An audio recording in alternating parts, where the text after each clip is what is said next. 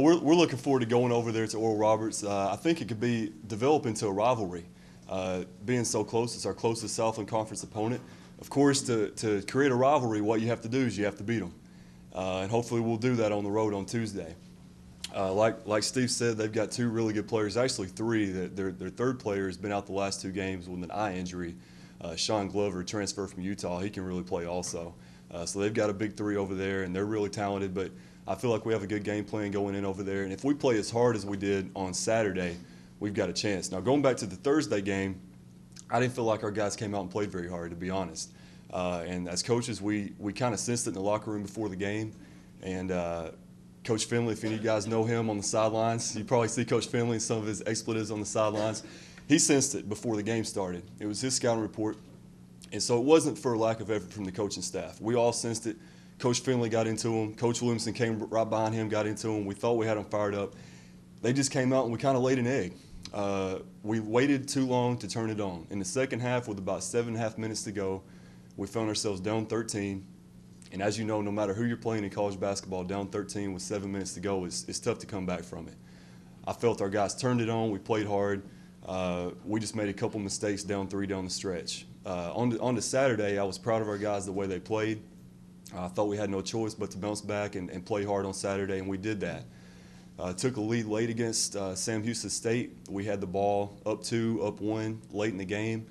We made some mental mistakes, mental errors, missed some shots, and I think they went on a 15 or 16-1 run and kind of put the game away. So I was more encouraged the way we played on Saturday. If we bring that on Tuesday, we have a chance to win.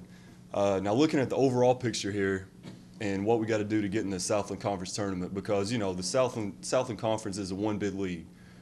You're pretty much going to get 1 team into the national tournament from the Southland Conference the way it is right now. Now, hopefully we can build it and get it to a 2 or 3 team league. But right now, what we have to do is we have to get to that Southland Conference tournament.